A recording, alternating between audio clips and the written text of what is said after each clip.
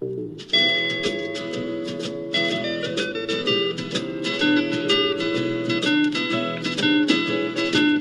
the world calling, but son, don't you listen. They're only trying to drag you back into prison, that's right. Welcome back to What Have You. I'm Rachel Jankovic. I'm Becca Merkel. And it's September, the late side of September. I do love September weather. It's so pretty here. It gets nicely not uncomfortable. Like your door can be open, but it works. You have to have the heat on occasionally and a candle and a little bit cool and a little bit mellow. You can wear long sleeves without wishing you were dead. It's not very long ago.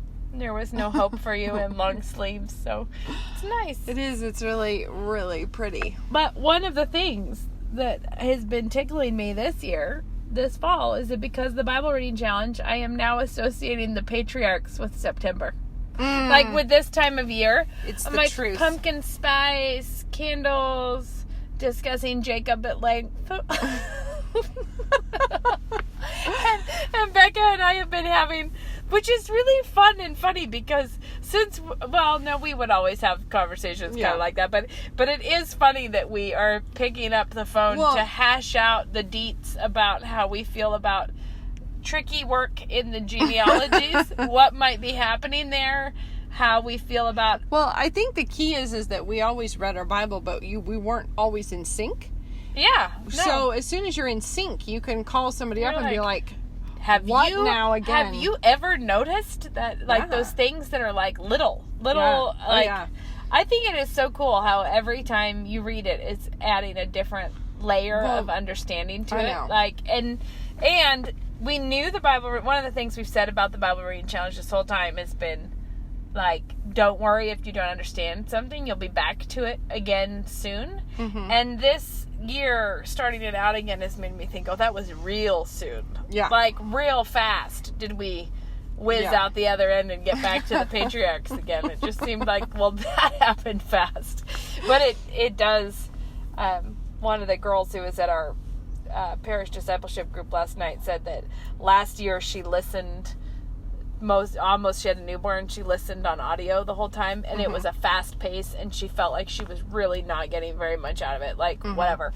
And she said she's still listening on audio, and when it came around, started again, that she's mostly being surprised by how much she did get out of it. Where you're like, no, actually, I kind of have my bearings, and I kind of know and that's fun. It's fun to see. That's great. The layering effect. I do love, honestly, I think the genealogies are so interesting. And I know that can be a sort of a time that people get bogged down. Mm-hmm. But I don't know. I think those are just neat. Well, they are cool. And, they are. And one thing that I already said this, guy. This is my day of repeating myself, I think, because I went and did the Facebook Live video. This isn't the same group. I know, but I'm saying I feel like I just told you guys this, and then I'm like, well, no, I didn't. But I feel like you didn't tell me. There's probably 3 or 4 people who will hear both and be like, she's just a one-note wonder today. This is all she can talk about today. But the big discussion in the group about was Rebecca and Jacob, were they in sin about deceiving Isaac. Oh yeah. And I think it's just interesting of God to not give us all of the details. To not fill in every facet of the story. Mm-hmm. And it is not as clear as then there's those stories like Abraham sacrificing Isaac, getting ready to sacrifice Isaac, where you're as blown away by his behavior, but it's totally clear what God thinks of it. Yes. So there's no arguing with that because it's and then the angel says, "Good job, Abraham." And because if that detail had been left out, what would we think of that incident? We'd all be like, Abraham, it's not all right to kill your son, Abraham. And you should not have done that. And that wasn't, you'd feel except for he was told to by God. Yeah. And congratulated for his obedience. And if those bookends weren't there, what would we think of Abraham? Nothing good. No. No. So it's interesting, though, that some of these things are left. Yeah. But I do think we are pretty quick on the trigger to judge the ancient saints in ways that I don't think we really have any platform. Well, I think if you're talking about someone who has specifically had words from oracles and, like, if they've specifically talked with God. If they've done that, like, you think of Abraham that whole time with the covenant with God where it's like it fell into a horror and a darkness. And then God, like, makes this covenant with him. And, like, you think anyone who's, like, been through that, known God like that, pretty sure is out of my depth. Not the one I'm going to be But I do feel like we're pretty quick on the trigger to be like, oh, I know this one. I know this one. You're not allowed to do that. Yes. You're not allowed to kill your son. I think, or things, because there's a lot of stuff that is it is not fleshed out. Like the stuff about Sarah being mean to Hagar, where you're like, that's just tacky, Sarah. Like, that just seems tacky. But it's not fleshed out like God says, do as Sarah says. For I'll make Ishmael. It's not fleshed out like, why was Sarah doing that? What was Hagar like? Why was this a conflict? We don't know. And the fact, like, Hagar is an Egyptian woman. Yeah. And we don't know what kind of a person she was. And we are told that Sarah is identified as one of the holy women of old, that we're supposed to imitate. We're not called to imitate Hagar. Be like one of her daughters. Yeah. Yeah. It's interesting. Yeah. So God... There's always a new facet with the OT. When you're reading it, you're like... I just think we should be pretty hesitant to patronize the patriarchs. Well, isn't that the truth? The matriarchs. I was recently talking to a feminist... a evangelical, I guess, feminist, and she is all about smashing the patriarchy. And she asked me that question. She asked me, what would you kind of like, I think she was thinking I'm living in a major bondage to the patriarchy. So she was saying, what would happen in your life if you rejected the patriarchy? If you just... The patriarchy being kind of like just a social construct. Just like, like the patriarchy, the oppressive, because she does want to smash and destroy the patriarchy. And what would it be like for me if I, like, did that, if I smashed it up and left it? And I'm like, I actually can't even begin to answer that question. But partly because I was like, well... I mean, I'd be going to hell. Like, I can't go back that way. Like, I can't go there. And, like, there's no way. But the thing I told her is that it's not, that because the patriarchy is not just the patriarchs. It's the fact that at the center of all of reality and the universe is God the Father. Yeah. And, like, that's the whole thing. Like, all of these lesser men fathers in history are only a reflection. Like, we're not subject to them apart from the fatherhood of God. Like, and that's the point. So I'm like, so it's kind of like saying what would happen to you if you were an atheist. And, like, to me, it's like, oh, that's really way too fundamental. Yeah. We can't imagine life without that. Totally. But I do think it's really easy for us to be smug little moderns and just look right down our noses at those saints. I'm always smug. Sometimes just having our little goggles on. Like, like, you're not necessarily having a bad attitude. You're having a littleness of mind when you read it, which is that you actually have any real concept of what life was like for these people or what was going on. And sometimes I feel like it does pay to get out a little bit in terms of reading up on that ancient world that they were a part of. I feel like that's a really fun part of, like, the class that I teach on ancient history. Like, some of the stuff that we have to read, it does give you this sensation that, oh my gracious. Even like the fact that so Rebecca was and Isaac both were sort of bemoaning the Hittite wives of Esau. Now the thing is like, it's probably not a little deal. No, you have 2 Hittites for daughter-in-laws. You've got a couple of hardcore ruffians on your hands. Yeah, and probably some massive idolatry And later, at least, I mean, because we don't know, we're not told everything that they were involved in at that moment. No, we don't know. But later on, these are the people groups that they're supposed to wipe out entirely, right? Like, so, but like, the fact that, but like child sacrifice, and truly horrific things. It's not like Rebecca was necessarily being petty. No. To say my life is not worth living if I have to be with these women. It may be that they were really... They may have all been, that. Wanting to sacrifice Rachel's grandchildren to Molech. And you wonder, you say, like, was Rebecca being too tender with her own personal space there? Probably not. Probably not. This is probably not a dispute over the tiny details. No. Because... And it would also, I had to say, if this is, I would need to, I'm going to say it anyways. I need to double check that I'm being accurate, though. You can tell me if I'm not. It's Esau's wives. Yeah. And then he goes and marries one of Ishmael's daughters to kind of try to please his father. Yeah, right. But there's this fact that Esau seems to have already been out and about and at it with the pagan women. Right? Like, he's married, got a couple of wives. Or were they, whatever. He's married to a few of them. And he's been out doing that kind of thing. Which also puts, if you know that pagan religion, it puts a very different effect on God saying, Esau I hated. Jacob I loved and Esau I hated. And when Esau gave his birthright away for stew, he despised what God was offering him. And he pursued a totally different path. So it seems to me like that we tend to think of it, and it is true that there are a few things as painful, I feel like, in scripture. Like Esau, that whole crying out, like, my father, like, do you not have a blessing for me? Yeah. It's very hard to not see that as a very emotional moment. Oh, yeah. But but you think, except for if Esau was sort of the villain, like, you know what I mean? Like, But we do know he was we do know he's ready to murder his brother.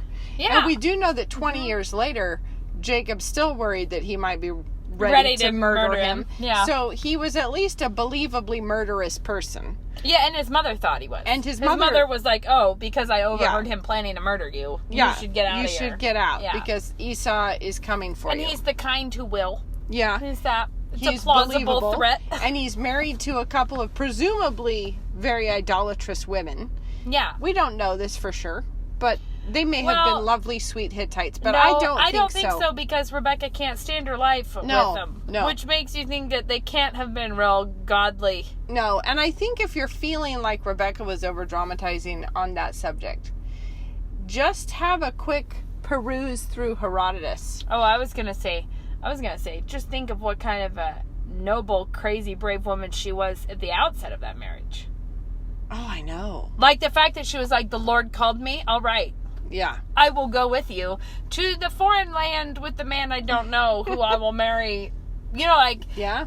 It's not like he was showing her a portfolio of him and a picture of Isaac and who's, you know what I mean? Like, she was trusting God in a massive way. Yeah. Then. And it makes you think, why would we think she couldn't handle a little obstacle later? Yeah. Yeah.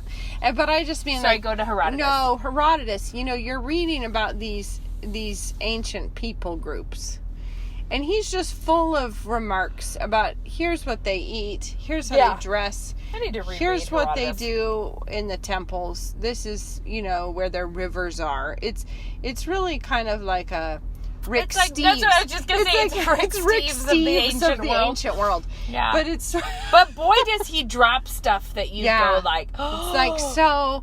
And then what they would do is flay their victims and take the skins and sew them into little awnings for the king to sit beneath, an awning of human skins. And you're like, oh, did they? Really? Is that the kind of people we're talking about? So then you say, well, what if some that of wasn't these the Hittites, that was the Scythians, but it's still, I'm just saying I remember from Herodotus the practice of temple prostitution. Oh my gosh, that was in Babylon. In Babylon, but that every woman had to be a temple prostitute. You had to go be a temple. You had to do a shift. It was like getting drafted into the military, but you had to go be a prostitute.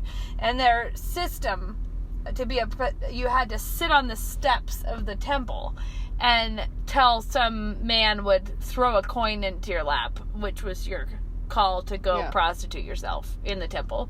But I'm just going to say, we don't even want to envision what kind of things going on after that. Well, I just mean like what a visit to that temple would be like. Absolutely vile is what it would be like. Yeah, beyond vile.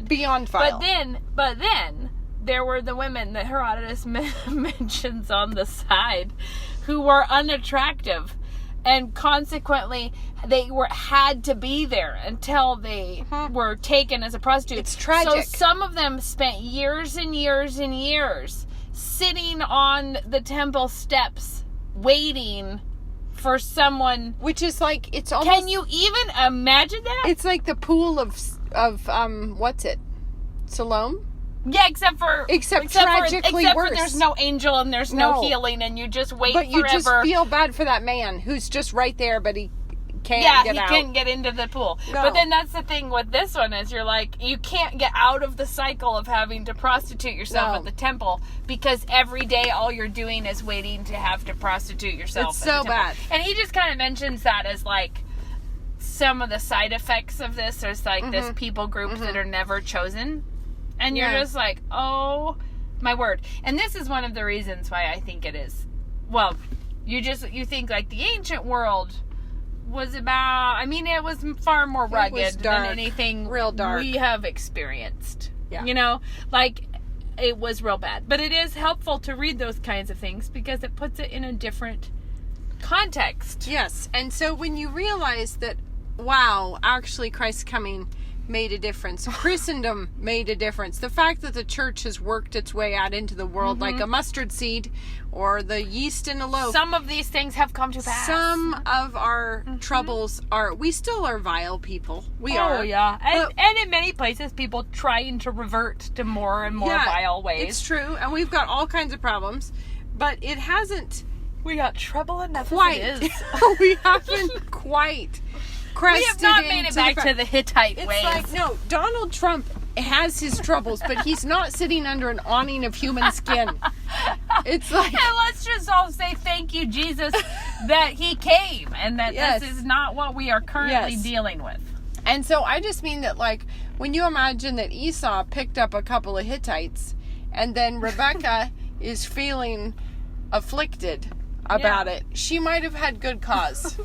There might have been reasons. All we're saying is but in the genealogy, it's super cool how the genealogies are important, but it was very early on that the people had a sense of the messianic hope. You know, like that this line matters because this is the hope. It's been since Adam, the seed of the woman, and then he they're tells anticipating Abraham, that. This and then seed. This is it. This seed. This is the line. Not Ishmael. It's going to be Isaac. And then Isaac prays, after all those years of barrenness, 20 years of barrenness, God gives them the twins. And this is another thing. That was like when I was pregnant with the twins. It was an all too appropriate verse where Rebecca says, "If all is well, why am I like this?" Yeah. I felt like my life slogan at the time was that. But except for it wasn't normal pregnancy situations, because she goes to inquire of the Lord, and the Lord says there are two nations wrestling in your womb. Yeah. And it wasn't just babies kicking. Things were happening, which as an aside, that whole bit that Esau is born and that Jacob is born holding on to Esau's heel. Yeah. They weren't, that's not a smooth birth story right there. No. That I just like to bring it up, that having a child come shoulder like that. Oh, man. Holy moly. Jacob started it out rugged, and he kept it rugged for his life. Well, Jacob's everything is dominated by wrestling for Jacob from the womb onwards. Yeah, and it's interesting because you can't quite get your head around it, what he's up to. But God clearly was very present in his life. He's having all of these interactions with God, and the only person, as far as we all know, to wrestle with, what an interesting... But see, that's the thing, is that, like, he actually had to wrestle both his brother and his father for the blessing that he had been promised from God, that he was chosen. And he had to wrestle his brother, wrestle his father, and then wrestle God himself for a blessing. And not to mention Laban. Well, yes, for his wife. So he had to wrestle for that. He did not have a smooth time. No, but then he had to literally wrestle God and say, I won't let you go till you give me the blessing. And that God wanted that from him. Yes. That's the part that's so interesting, is that you're like, that it was like, I will give you the blessing that I want you to want like that. And I mentioned this to Becca earlier, that whole idea of Jacob's ladder, which I don't totally it's a little hard to really get a understanding of that kind of thing. But the ladder is itself not a symbol of, it's not like, oh, there's a stream running to you of blessing. No, it's not like I want you clawing your way up this thing, like fighting for me and coming. It's not the water slide. No, it's not like, oh, look, it's chutes and ladders. Oh yeah, it's not the chute, it's the ladder.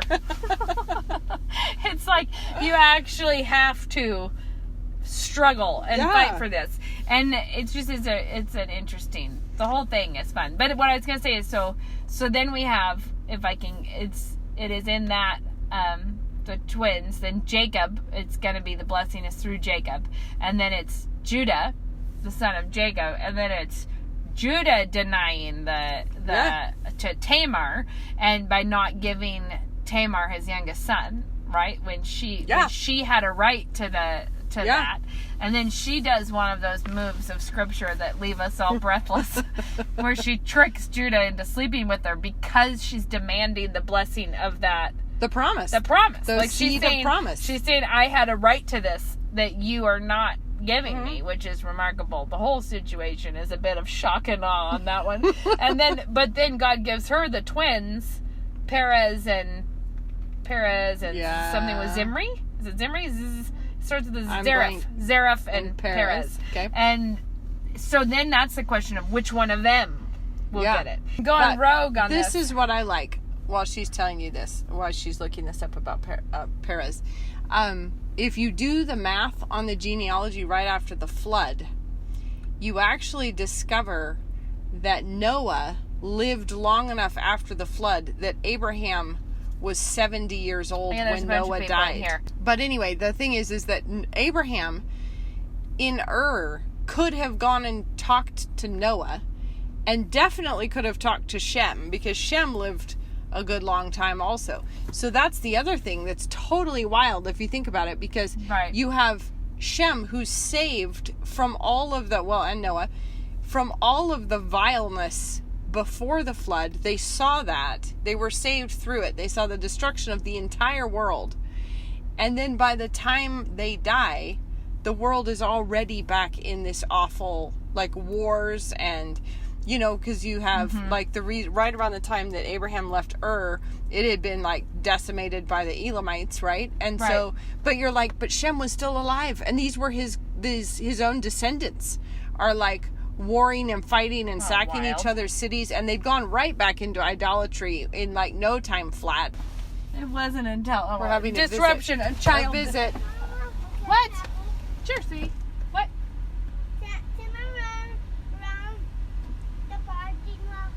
No, no.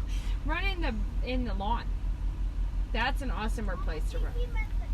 I think he did, but I want you to go back up in the lawn, okay? That was a good question. Can I run around in the parking lot from Moses? Probably not. Probably it would be better if you didn't. But I just like the idea of, you start doing the math, and it's oh my goodness. So much weird you stuff just happening. Start trying to imagine, because they put all the ages in there, so you can do the math. You can just get out your calculator, work and it you out. can be weird that Shem was still around. Weird that there were people at the time of Abraham who still could have told you what the pre-flood world was like, because they remembered it, and they could have. And that also makes you realize that all the things from, it's later on that the people are forgetting everything, when they keep losing the law and stuff. You know what I mean? When they're Well, I mean, they forgot it pretty quick on this one, too, because God made a covenant right bang out of the ark. I think I meant, though, and then it's like 2 generations down, they're trying to whiz up Babel.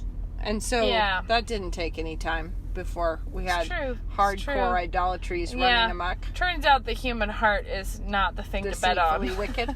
It's not the one to go with. But yes, anyways, I've been enjoying it, going back through all this. You're like trying to track the whole, like partly understanding the genealogies and the importance of the genealogies is so important because of understanding the context that these stories are in. Right. That this was not a little deal. Like, no. This was and it's important. Not like a weird collection. It's like, I think it's easy to view the Old Testament as a weird collection of assorted, like, tales that don't tales that don't have any pertinence to each other. But the truth is, it's like those genealogies are like the skeleton, because they're giving us the line from Adam all the way to Christ. Like, there's a reason that Matthew opens with it and Luke opens with it. It's like, it's really, really important because God promised Eve right at the very beginning a seed that would come, and then that seed was preserved and it was fought for, and there are all these heroic women who in faith are fighting for that seed all the way through, and it's rugged and it's bad. I mean, it's bad in a way that you think about in that world. What was it like if they understood, you know, how much did they understand about what God's plan was? But like you said, it was at the curse that says it's the seed of the woman will crush the serpent's head. Yeah. They were very aware of the serpent. Yes. Like, these were not people who did not see the devil's influence in the world, right? like no. They were aware of the serpent. And so when you think about their like, Lord, come, the messianic hope of a savior. Yeah. But they didn't know how long it would be. No, but they knew that it was this line, and it mattered. And it mattered, and that the fact that there were people willing, so many of them, willing to give their lives in crazy but it was ways kind of like, to try to get it. I know that God promised through this line a seed, and I'm the woman that's supposed to carry it, and that man is not letting me do it. He's not letting me do it, and also, it's not like I just want a baby for my own snuggle time. No. I want to save the world. Do you know what I mean? Like, and so you're thinking, and if you're that woman and you're thinking, we need this child to overcome Satan, then I think it makes more sense. Like, the scale of action matches the scale of what they were trying to overcome. Exactly. Well, I think that, like, we tend to think of somebody who, I've decided that it's time. We're going to start trying for a baby. We're going to think about a baby. We think we're ready. I think I'm ready to decorate a nursery. No, this was not that. This was very not that. And I feel like, you know that really obtuse verse in the New Testament, wherever it is, about she will be saved through childbearing? Yeah. I feel like those are women for whom that was very much the case, because this was the line of salvation, and they knew it, and they knew that, like, it has to be me because I'm the woman standing right here right now, and by golly, I'm gonna get it done. But it's like Rebecca knew it, and she then saw her husband trying to put a kink in this hose and mess this whole thing up. I was thinking about and that. And then you have Tamar, who's like, it's bold. me. It's she was me. Bold. And she was like, how dare you? Well, yeah. Like, because you don't get to just opt out of me carrying this child. Exactly. And then you have... And she's crazy because she would have been okay with it being Judah's last son. Uh-huh. But because Judah would not give her his last son, she's like, fine then. It'll be yours. Fine then. You're having another son. And how did she... I mean, of course, the faith to know it would be a son. Like, I know. To know that this is it's like, amazing. This is what we're doing. And so you have all of these examples of these women, and then down to Ruth, who actually, like, really takes matters into her own hands also. Oh, boy, diggity did she ever. You have all of these ladies in the line of Christ who were fighting for the seed, and it actually really mattered that they do it. And it didn't just matter, the thing that you were making the point about, it didn't just matter to them. It matters to all the To us, world. yeah. Like, this was a sacrificial work and a calling that they were like, this is Yeah.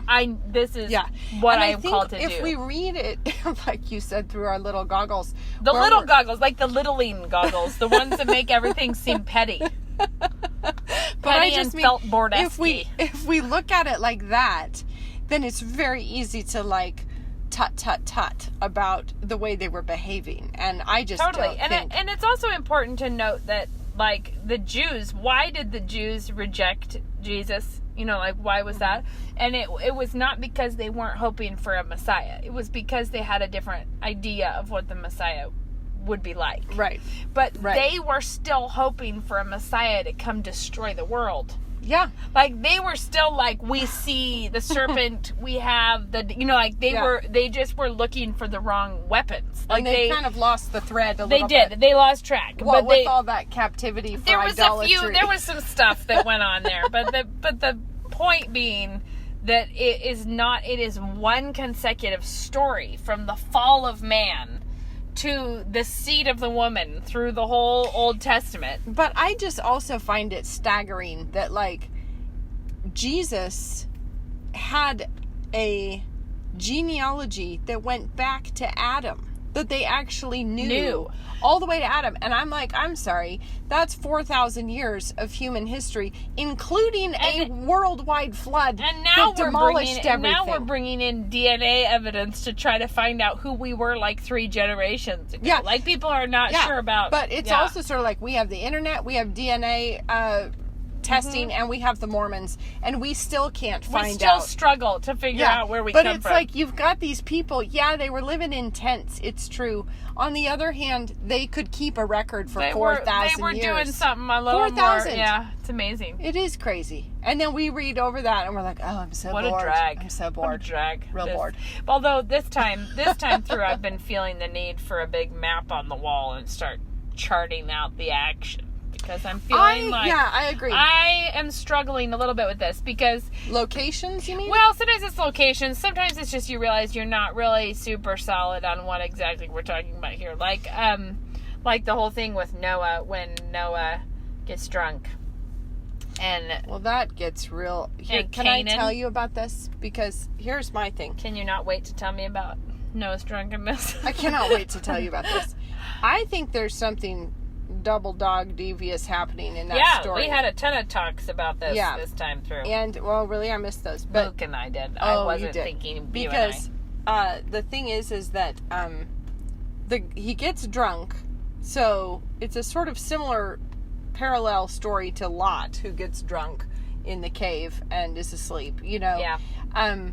But whatever happened there, I think it's really... Well, there's a couple things. One is his nakedness is uncovered, which is I find that to be a sort of worrisome phrase when you put it in context of the law. Because Leviticus says... all of those times of preventing immorality, you may not uncover your father's nakedness, or you cannot... Right. This is to uncover the nakedness of your mother, or whatever. It says to uncover the nakedness of your father's wife, which is uncovering your father's nakedness. It actually, that's the terminology it uses.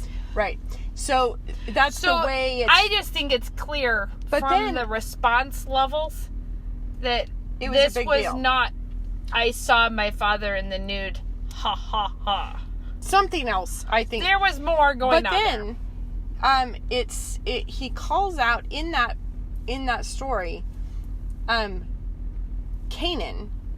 Canaan is the son of Ham. Ham's the one who apparently sees this, but then Noah knows what his younger son had done. Yeah. And so he curses Canaan. He doesn't curse Ham. Right, and then so he curses one son. I have a theory now. Well, but I have something to say about this. Do we have the same theory? I don't know. Okay. But the thing is Canaan is obviously the father of the Canaanites, right? Yeah. And what... we're not the winners. No, but that's the land of promise that is full of wicked people. And Canaan is the father of those guys. This is Sodom and Gomorrah, right? I mean, Sodom and Gomorrah are right on over there. And so you have Noah curses Canaan and says that Shem, you will serve Shem. And then we follow the line of Shem down and it's Abraham. And Abraham is taken to Canaan, and he's told, you're going to inherit this land. Right. And the first story we get is Sodom and Gomorrah.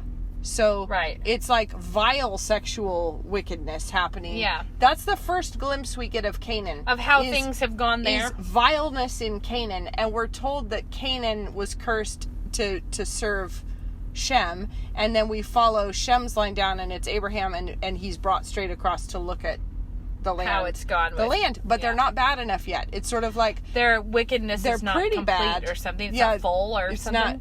So they're not yet worth destroying utterly, but... Soon. It'll get there. Give it another hot minute. Give it a minute. Yeah. But this is the thing that I think is that also I was remembering how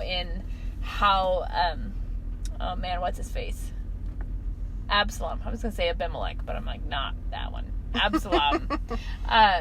When he is trying to make a power move for David's kingdom, he sleeps with all the concubines on the roof. Yep.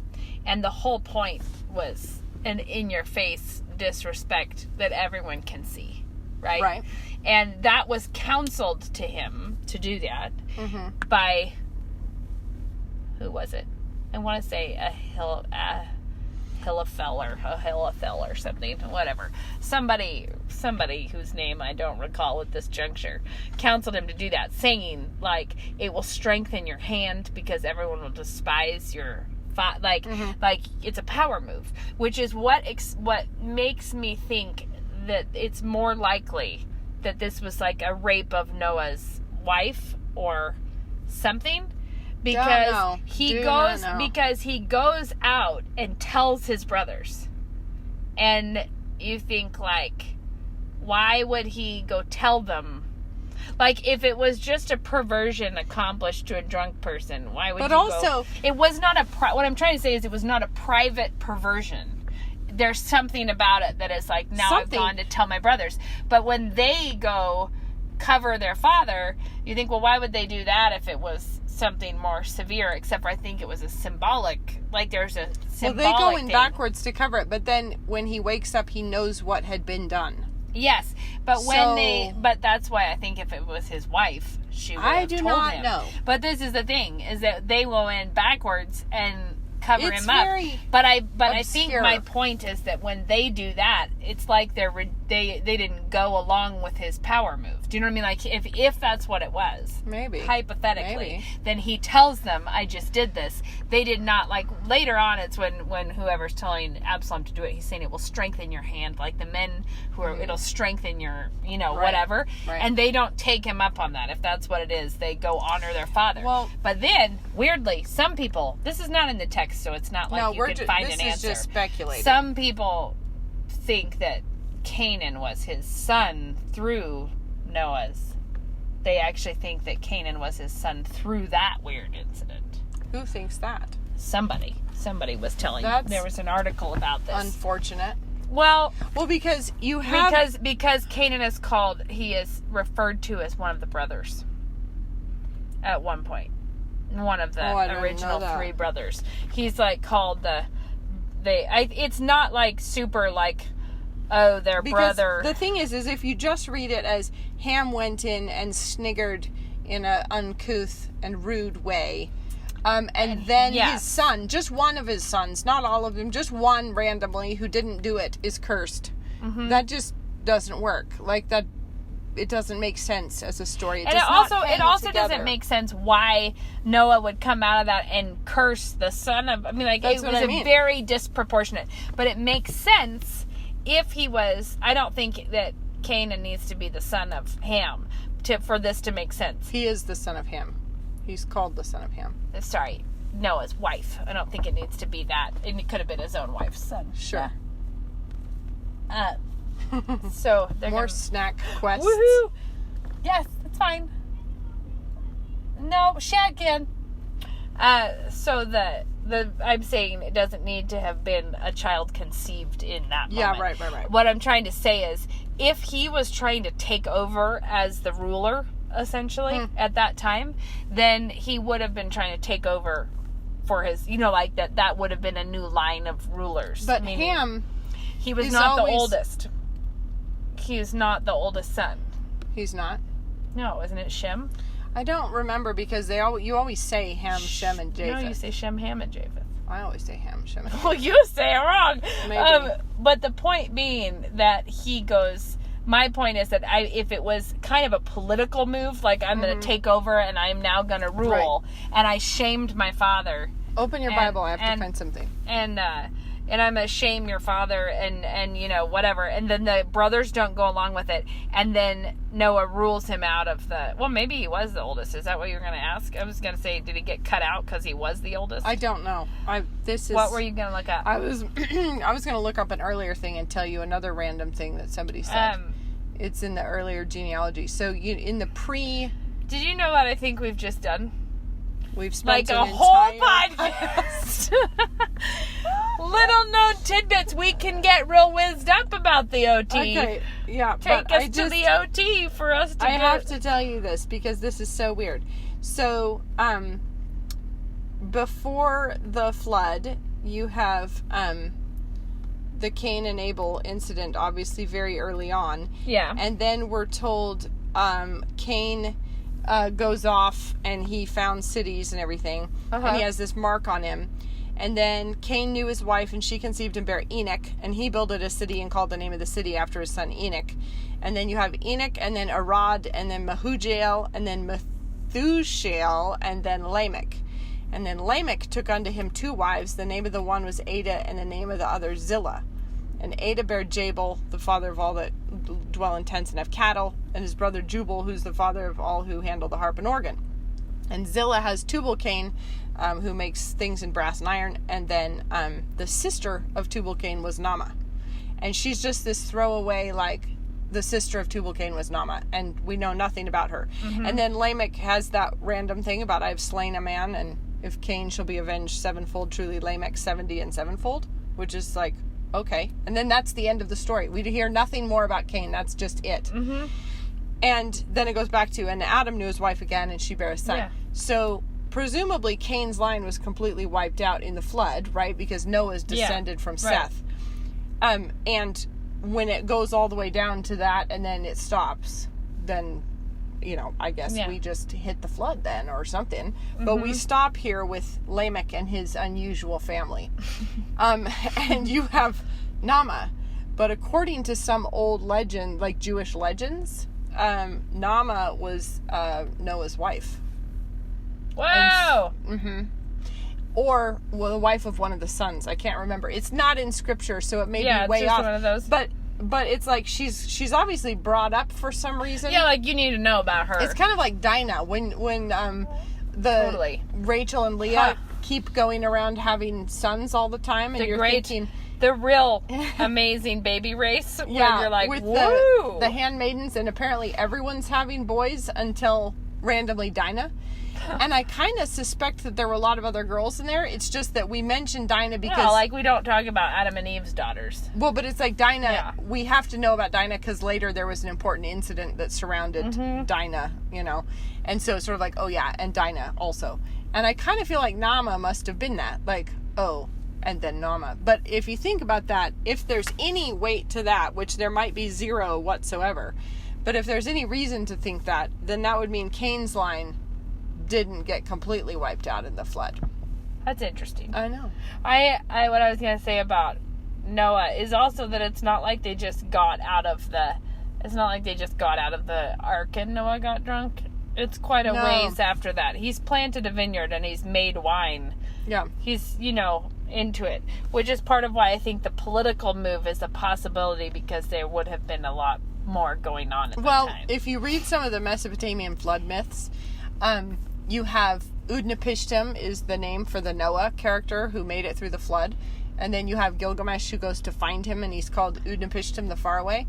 Mm-hmm. And we're told in that version that he was the king of Shuruppak, which is a city there in Mesopotamia. But of course, it's like, of course he would be the king. He's the father, So Udnapishtim, in that story, Udnapishtim is the king in Shuruppak before the flood swept over, which is one of those ancient cities. So there's many things, though, in the Epic of Gilgamesh to not hang our hat on. There's a reason. There's lots of reasons to find that it's not the most reliable historical document. It says Shem, Ham, and it just says Shem is the oldest. I mean, it doesn't say Shem is the oldest. Shem is just said first. Got it. And Ham is the youngest. No. What? Well, oh, that's rad. Anyways, well, I know that it says in, like, Noah was 600 or something, and he had Ham, Shem, and Japheth. So it's always Shem, Ham. But I just mean we're not told, like, different birth years. No, I know, but it does it in that. Rach, it is 47 minutes. We have spoken. Wow, guys! The patriarchs. Turns out we have a deep love of things lost in the marginal details of Old Testament stories. Doesn't matter. We could do it again, probably. We can't repent of this one. So funny. Do you have a tip that's not OT related? You said you had a tip, and you said that was the only thing you had to say was your tip. Yeah, but I didn't know then that we were going to unleash ourselves on the patriarchs. Then I had things to say.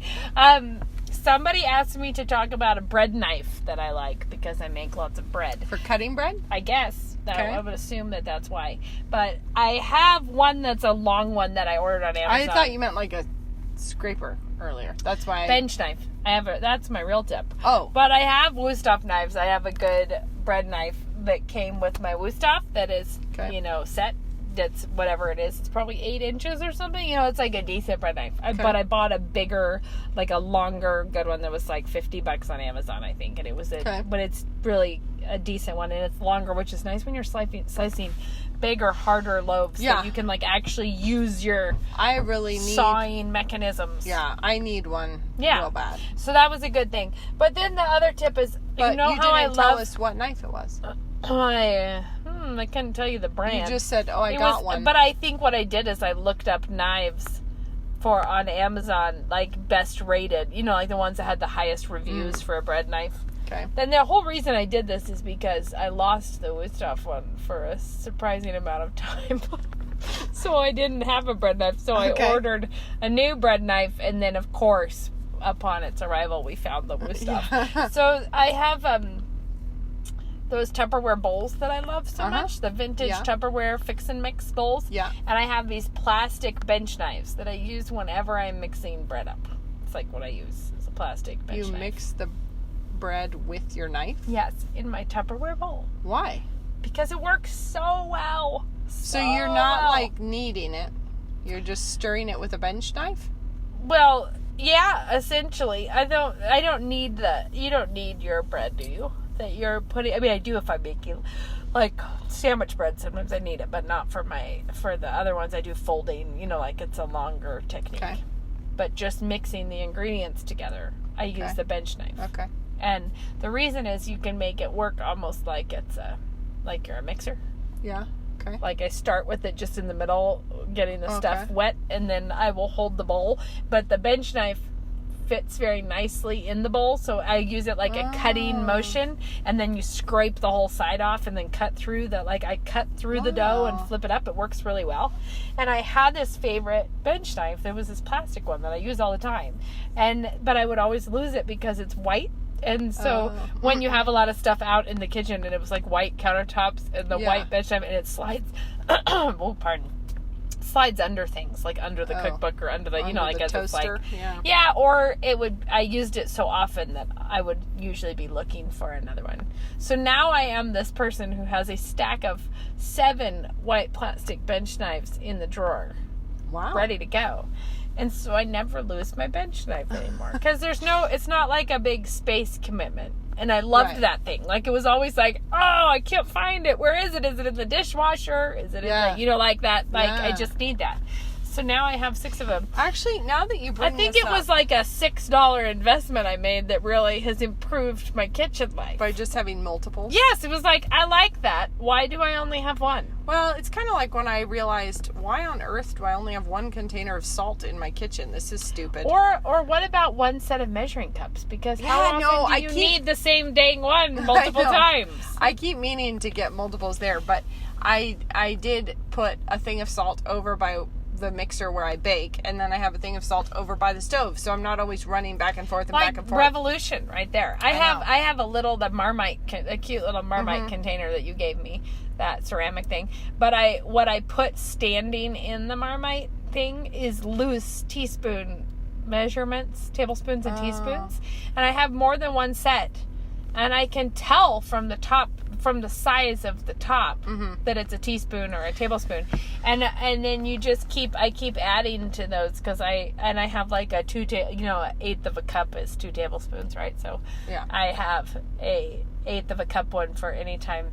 This is the other thing, guys. If you cook for lots of people often, somebody gave me for our wedding a magnet that is on my fridge that is the measurement converter. Chart. Yeah, and so when I'm like 6 timesing a recipe, so you're like, that'll be 16 teaspoons of something. You're like, I will just go look at my converter so that I do things like a rounded third of a cup, or where I'm just like, loosely, this is what we're going for. Well, I was doing all the ridiculous maths the other day, because I was doing a soup for soup night, which said it served 4. The recipe said it served 4. So I'll do a simple times 32. Well, I did like times 12, because I was thinking, I looked at the quantities, I'm like, I feel like that's more than 4. Like, it looked like it would be more than 4. Well, like if you're starting with 2 onions, I hope. Well, it was one. It was 1 onion, but it was still like, I was like, I feel like that's a generous 4. But I was like, I'll go times 12.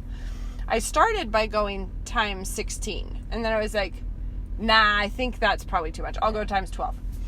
So I do all the math, and you're getting into the point where you're like 3/4 of a cup of paprika. So you're doing that, and because you're going from the teaspoon measurement up to whatever, and so I do it. I start it. I get it going in my giant pot with the onions and the spices, and then I start adding all the broth, and I'm realizing, we're going to overshoot this by a long shot. I'm like within an inch of the top of the pot, and I still haven't put in any chicken or beans or corn or cream or anything, but you've already put in all of the... This is what happens when you're times 12ing. Or any of the cheese. So I'm like ladling it all out into an overflow one, and I'm like, well, because the spices are all in with the broth, then it'll be fine. I can just take a bunch out. But then you're like, so now did I take out like a 1/6 out of the pot? Like maybe a 1/6.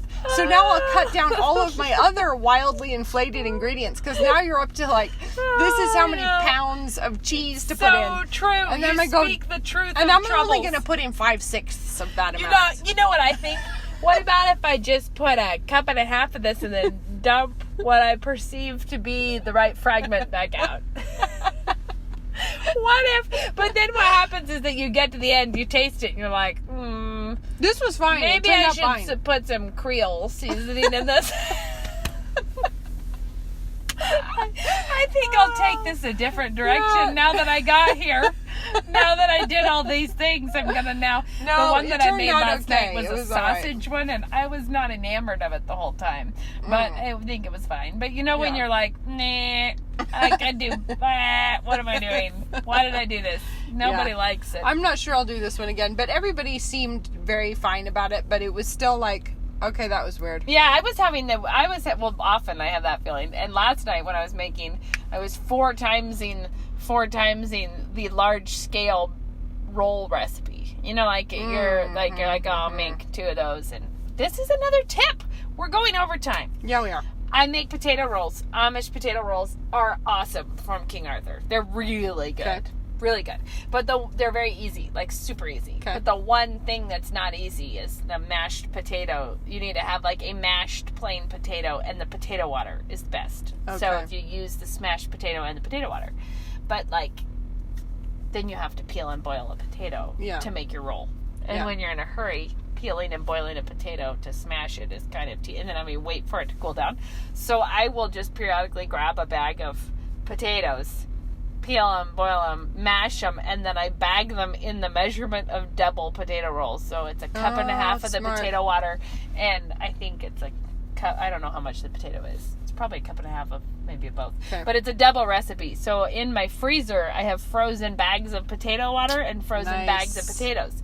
So when I'm in a rush, like yesterday, I pull 2 of the water and 2 of the potatoes and put them in a big Pyrex and microwave it Nice. And then it is pretty quickly there. Awesome. And they're really good because that potato they're really good. I can vouch for this. They're really and partway into the episode last night, I realized I was out of all-purpose flour. So we just went rogue with half whole wheat white flour, and actually it was really good with that. So now I've tested that up. All right, we've gone over. Well, guys, we're sorry we didn't get around to anything practical. I do want to point out, though, that we were both really tired. And we actually just whizzed ourselves up about the patriarchs. Because now I'm like, ready to go. It's like... It really is, guys. You just got a real genuine... You just saw a little bit too much of the truth of us. Because we may have overshared today. We might have, because that actually is very like, well, I don't know, well, 5/6 maybe, now that I'm on that fraction of the phone conversations that we have. It's like, Rachel, but let me tell you, today, earlier, I was like, but the Elamites are all the way in Persia, and so I can't figure out why. This is probably why I'm feeling a burning urge to have a map somewhere. Like, 'cause I'm like, I can't keep up with these phone conversations without a map. I gotta get this because done. In your mind, you're like, okay, the Mediterranean. I'm not seeing it. The Mediterranean's on my left.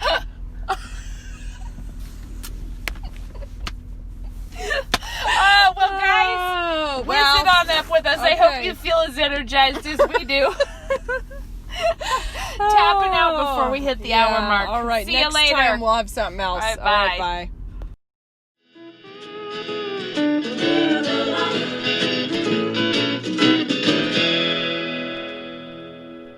I'm a 2009 graduate of New St. Andrews College, and I'm a commercial property manager. 3 kids at Logos, 1 at home still, and I do flowers on the side out of our house. When you have these little people that you're responsible to shepherd, you realize I need to know what I'm talking about because they need to have a firm foundation and they need deep roots so that they don't get blown over and that they're ready to stand up for the truth. I am a programmer. The language aspect of NSA is a fantastic preparation for any sort of programming. I'm a real estate broker here in town. I think absolutely the perfect education for being in sales of really any kind. I actually put it to a lot of great use when I was working in the political realm. I am a pastor in Central Coast, California. Whatever vocation you take, it'll make you take that seriously because you're seeing it through the lens of the sovereignty and lordship of Christ. To learn more, visit us online at nsa.edu.